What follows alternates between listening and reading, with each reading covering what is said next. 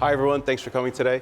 So it's my understanding that there's a big digital assets panel going on consecutively with us. So I'm just wondering, shouldn't they be here talking about distress? I think it would have been a little bit more interesting to do that. But so as head of research at ICG Advisors, I get the pleasure of interacting with and investing with and getting to know folks like we have here, some excellent investors on the panel. Our topic is basically going to be how aggressive should one be investing in distressed assets of all kinds, given the market environment that we're operating in. So I first like to talk to Parag.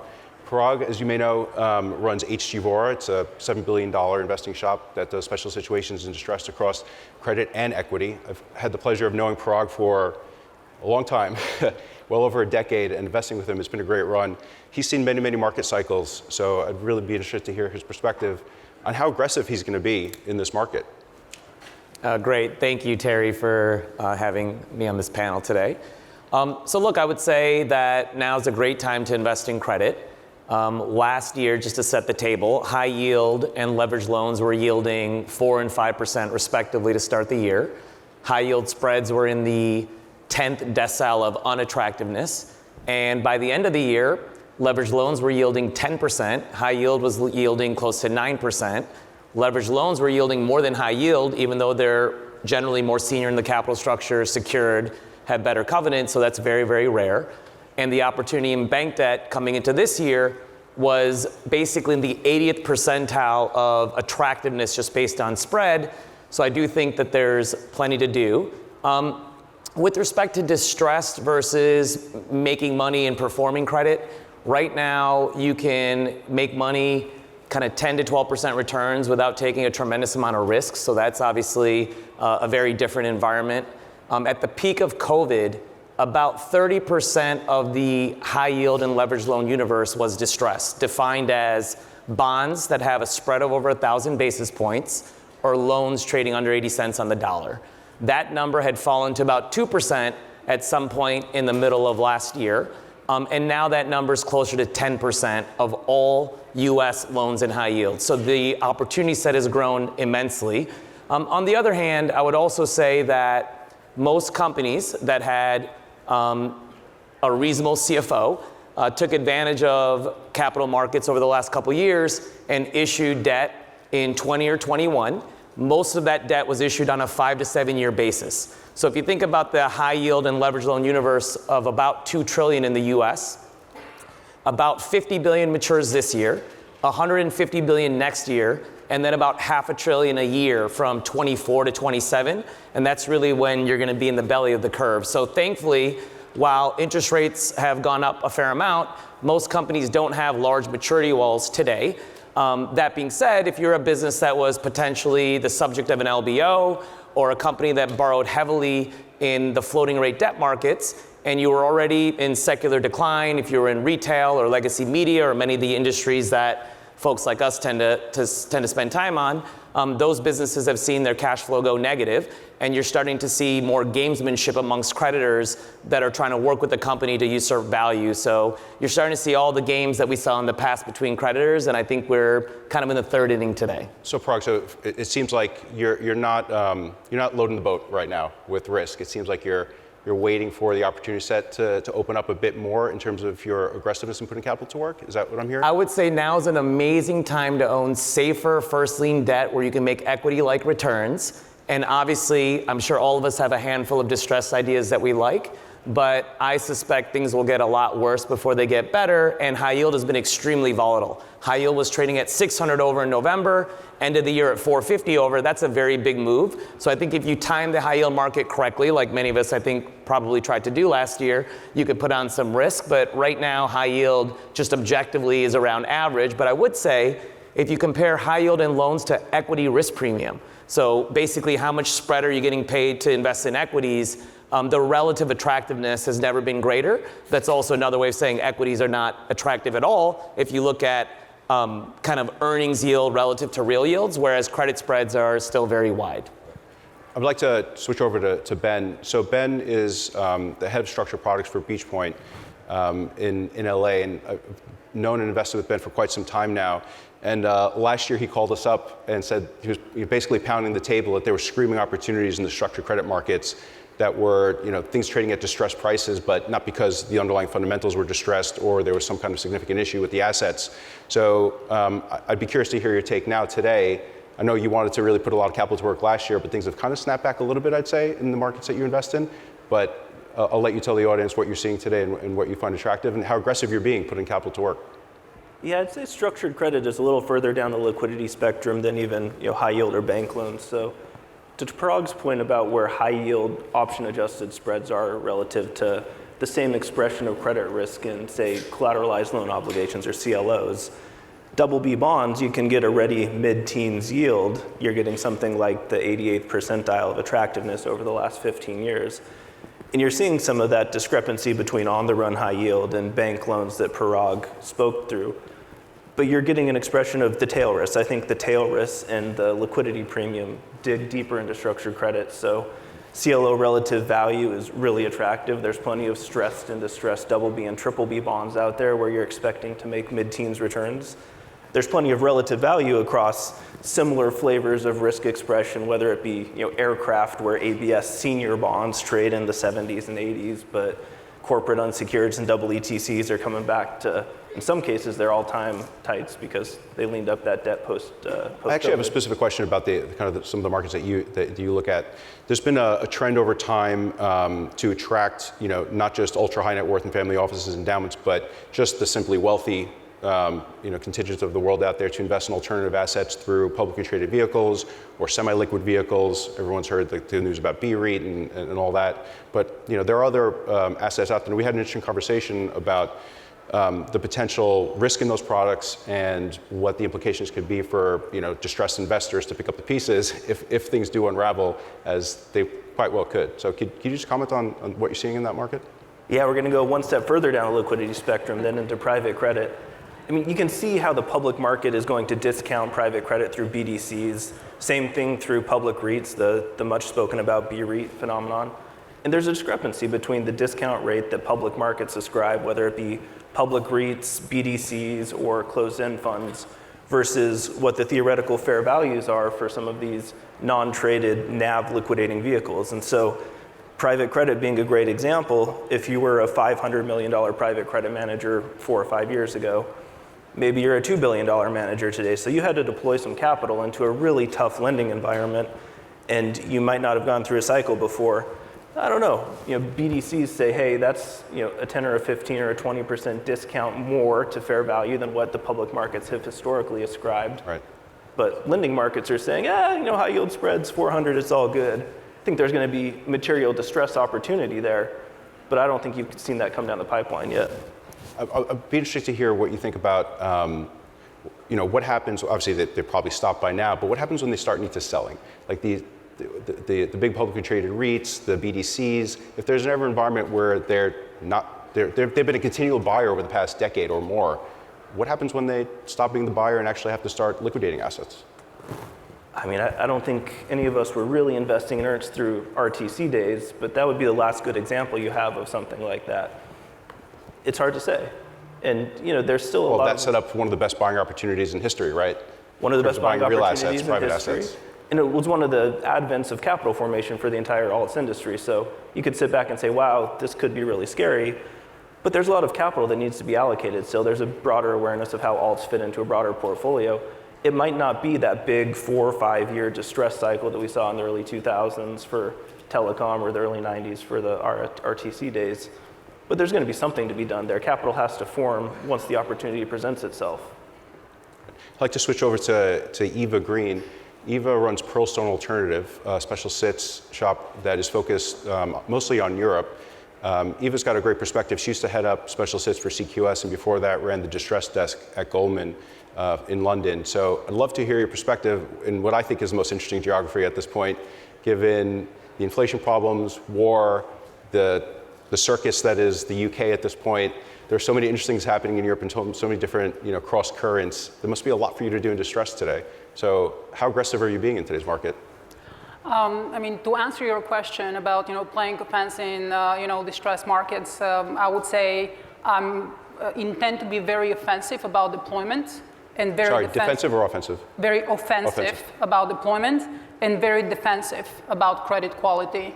So to echo what my fellow panelists said, at the end of the day, I believe that we're early on in the cycle. I think it is of paramount importance to be up the capital structure. I think it is very important to focus on good companies. And finally, we are blessed. We get to look at some good companies. Not everything we get to look at is retail these days, which is incredibly exciting. But focusing on credit quality, focusing on good businesses, focusing on businesses which even on an 18-month forward basis, if modeled off of current yields implied by their bonds, are still generating cash, is, in my opinion, again, very, very exciting. And there is plenty of that going on right now. I think in Europe, in the States, I always joke that, there is nothing that distressed folk like more than buying non-distressed assets at distressed prices. Yeah. And we are definitely starting to see some of that. And there is a lot of conversation about, is it yield or is it spread? And I think the one thing that we are forgetting in that dialogue is that actually, in terms of generation from price point perspective, in many instances, you're starting to buy, again, because of where these companies issued, you're starting to buy some performing businesses with a 6 handle, 7 handle. So like your EV creation is actually incredibly low and very, very defensive. So I think you can be offensive and defensive at the same time. I put together a portfolio which is actually fairly safe.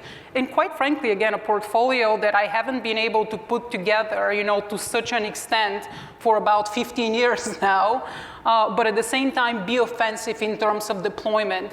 Because the other beauty of, special sits and, credit opportunities in comparison to, for example, your distressed for control bucket is that this type of investments have a lot more velocity. So i.e., you don't need to be sitting on 30% of cash, really in preparation for something to come, because you can actually exit those investments if the opportunity is greater in terms of distress for control down the line. So I actually think that we're finding ourselves at a very, very interesting juncture. I think that, Europe in particular, going forward is going to, again, give us tons of opportunities, which quite frankly have been there for the past 15 years. It's just that they have been hiding, below, they've been hiding in plain sight as a function, obviously, of zero rates. But yeah, I think that there is a lot to do. Can I ask you a question about Europe? I think we're very fortunate in the US that we don't have to think about crazy existential risks very often, right? We are the world's reserve currency, we have stable government, we have one currency, right? That's appropriate, I think, for all of our states. In Europe, it seems like every other year there is an existential crisis that affects everything, right? People's lives, asset markets, private and public, the way the governments are run, and right now you're facing several of them at once.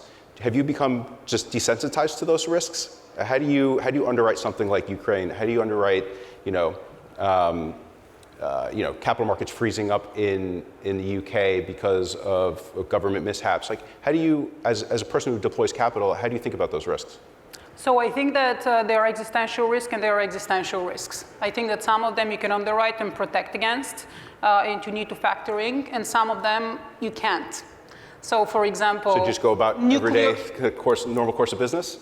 Yeah, I mean, imagine, again, like, how are we going to be putting together portfolios if you think that, like, nuclear war is your ultimate tail event? You basically need to be out of the market, right? Yeah. Because quite frankly, this is absolutely impossible to price. And quite frankly, again, obviously the impact on Europe is going to be a lot more profound, but let's be clear, all portfolios are going to, correlate to one and sell off in that type of scenario. Something like that, in my opinion, it's incredibly difficult to protect against. However, other existential risks, like the UK, and what is happening in the UK.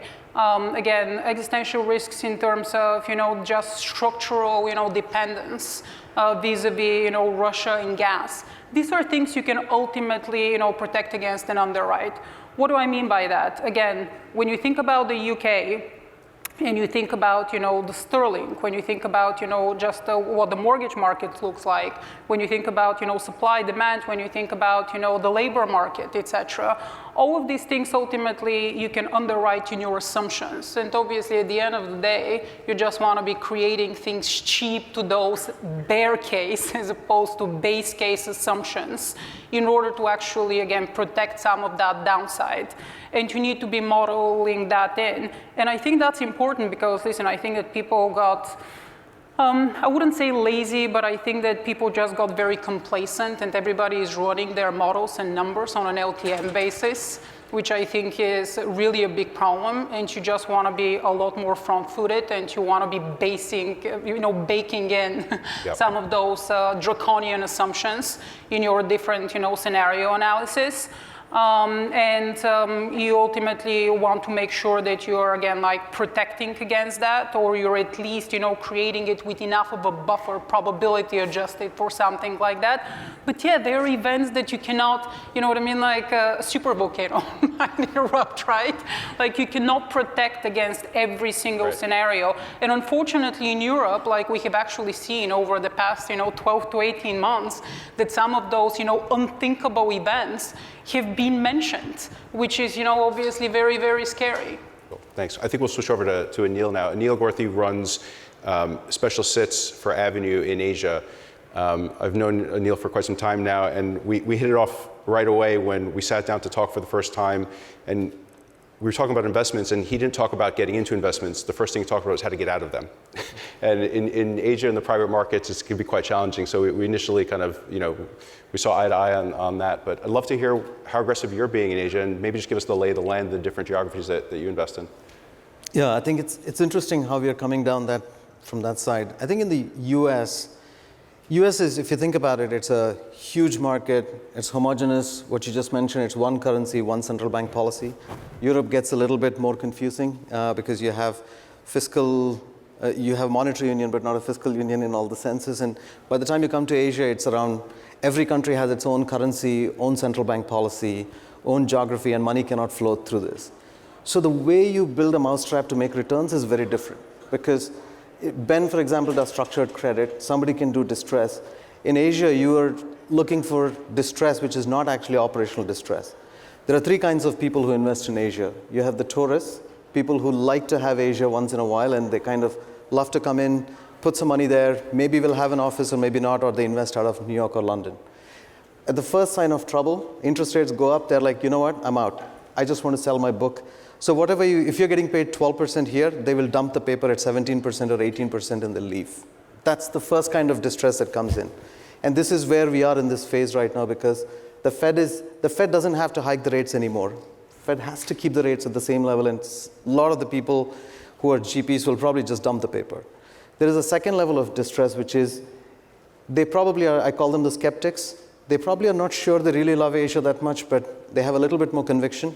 And news like Adani comes up in the newspapers. Wall Street is screaming about Adani, and they're like, okay, you know what? I had enough of this. Now I'm dumping it.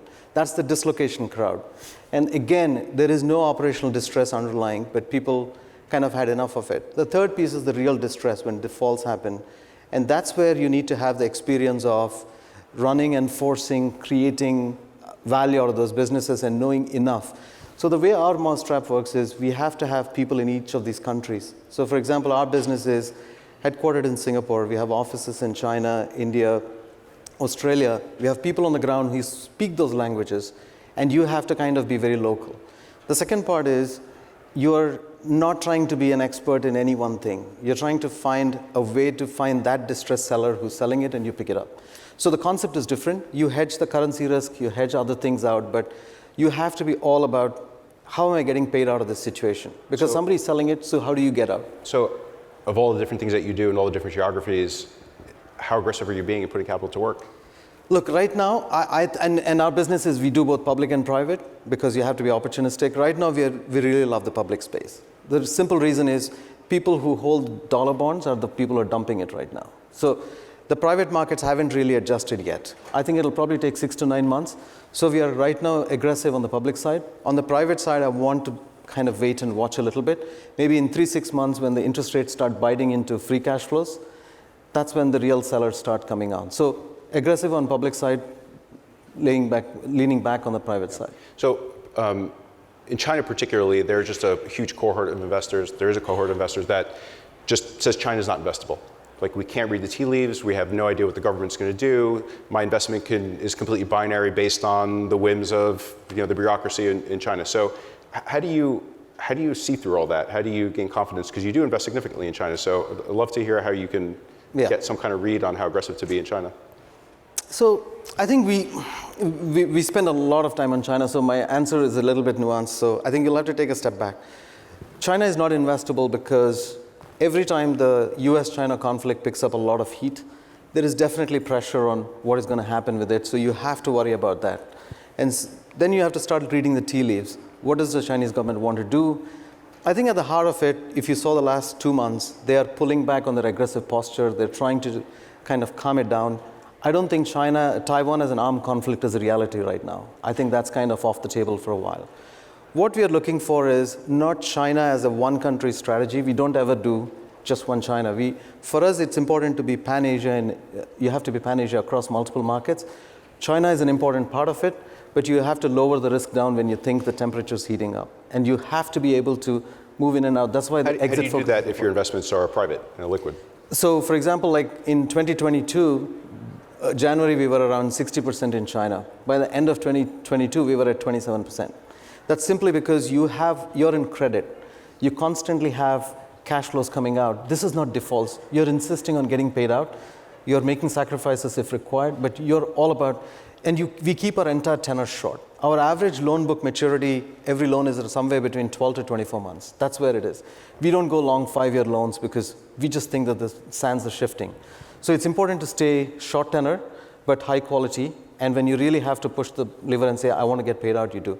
If you go lower down the curve, back to what Ivelina is suggesting, you're really going to have the struggle with having to live with them and their problems rather than getting out. So you may have noticed, but there's a commonality across everybody on this panel in that they have the ability to invest across public and private markets and look for relative value. And I think that's incredibly important. To be frank, I don't understand why anyone would invest with someone else that doesn't have that perspective and ability to go back and forth. So Parag, I'd like to kind of go back to you. And what are you seeing in terms of relative value between the public market opportunities that you're seeing and the private market? Yep. Well, there's definitely a lot to do in private markets because most of the major investment banks are still at the tail end of cleaning up their balance sheets, selling loans that they had previously committed to for large LBOs that were priced at a time when markets were much more benign. My sense, are they desperate to sell that paper? Are they desperate to sell that paper, or they're taking their time? You could buy Twitter debt at 50 cents right now and create the business at $6.5 billion versus Elon's $35 billion purchase price if you want. So there's $13 billion of that. And then I would say Citrix, Nielsen, a lot of the other larger LBOs that were more reasonable businesses that actually produce cash flow and have an owner that acts rationally. Those businesses price their debt kind of in the mid-80s in general, kind of 10, 11, 12% yields after being originally underwritten at 6%. But more to the point, going back to your question, there's been a lack of willingness for banks to provide new commitments. And while I invest heavily in credit, we also invest across capital structure and focus on very concentrated event-driven equities. We're often trying to push catalysts, and most catalysts require financing for the wheels to be greased. So I think we're at this weird spot right now where credit spreads have come in, banks have cleaned up their balance sheets mostly. We had a few opportunistic issuances in the US in January. We didn't have any. No one raised any debt in the second half of 22 unless you absolutely had to. And I think you'll start seeing underwriting come back. But until then, if you're a strategic that wants to buy another company and you understand you're gonna have to borrow at 10, 11, 12% as opposed to 7, 8%, but you're also buying an asset cheaper than you would have a year ago, you have to find that capital somehow, and that's where you're seeing a big gap that private lenders can step into, and that gap is huge, again, simply because the large banks really haven't provided any committed financings. But I think all of that is starting to change, and I think there's gonna be a time where you're gonna see the floodgates open and banks are gonna start underwriting again, they're gonna make the same mistakes, and we'll go through another cycle. It's kind of inevitable, so. Ben, one of the areas you focus on is mortgage credit. And the machinery in mortgage credit has gotten kind of gunked up over the past year. So I'd like to get your take on the private side of that market as well as the public. What's the take? Is there anything to do? Is there distress right now? Are you excited about the opportunity set? Yeah, I think we're as excited as I've been in 12 years on mortgage-backed Say that securities. again? Most excited you've ever been in 12 years? Most excited I've been in 12 years on mortgage credit. And in part, that's because the gumming up that happened for banks in the back half of last year for LBOs, that happened for mortgages in 2012. You have to remember that Wall Street didn't play their traditional role in the non-agency mortgage function post-GFC because of regulatory pressures. So maybe they came back in a little bit last year, got blown up immediately when interest rates took the price of loans down 20 points. But there's still the dearth of capital providing what's generally relatively safe lending. And there's a functioning secondary capital markets to take those loans from relatively high risk-adjusted pricing to relatively distributed AAA, AA, single-day securitizations. And that was broken last year. It was a negative arbitrage. But as you had exit from a lot of the players creating those mortgages, the risk reward for creating the loans to where you can securitize them has become very attractive again. But it had to compete with this distressed opportunity in mortgage-backed securities, because Fannie and Freddie, they'll take loans to the private markets in what's called a credit risk transfer transaction, like 6 months to a year after they originate the loan. That was the screaming buy last year, right? Yeah, that was the buy. It's still relatively attractive. The market looks at housing and says, wow, great financial crisis. We're going to fight that last battle. Housing's going to go down 30%. But if you step back and look at mortgage credit, it's really healthy in the US. The US consumer is relatively healthy, but loans that were made in 2018, 19, 20, Financing 21, mechanisms are broken, right? The credit's still pretty the healthy. transmission mechanism got gummed up because Fannie and Freddie had to issue an all-time high number of credit risk transfer bonds last year at the same time that mutual funds were not there. And Wall Street, the ultimate source of liquidity for structured products, filtering through to everything else, kind of had to deal with their own tier one capital issues. So it was a confluence of all kinds of bad events. So actually, on the kind of mortgage paper note, Ivelina, is there anything interesting to do in UK real estate distress? Are you seeing anything? Well, I was actually just going to comment on that. It's actually really fascinating, not only UK, but just generally speaking across Europe. Real estate is a huge theme, and it's going to be a huge theme for Europe, because the one thing that I think people oftentimes don't appreciate is that in Europe, we don't have that great circuit breaker, the 30-year mortgage. It doesn't exist. 80% of Europe floats. Portugal, Spain are 100% floating. UK is 5-year, but guess what? Again, like people have been complacent, they haven't been renewing, so actually most maturities are within 3 years. So effectively you're having, again, consumers having to, reset their mortgages, which obviously floats in a very meaningful way in terms of valuations, in terms of demand, etc. Couple that with the fact that we're obviously moving from zero rates, and by the way, cap rates for prime real estate in Europe, which were inside of 3% in some instances, and you're moving that to 5-6%, what that oftentimes means in terms of EV, and I think people don't appreciate that, is down 30%, down 40% in terms of some of those portfolios. Yeah. Exactly, and that's not even taking into account additional. So I actually think that is going to be something that will be not only, again, interesting in this point in time, but that's something thematically that is going to produce a lot of opportunities in Europe over the next, again, 7 to 10 years. Everybody's so focused, from inflation, did we peak? Were these, the lows in terms of the market? And I always joke with people, I'm like, guys, it's not about how low. It is about low for how long.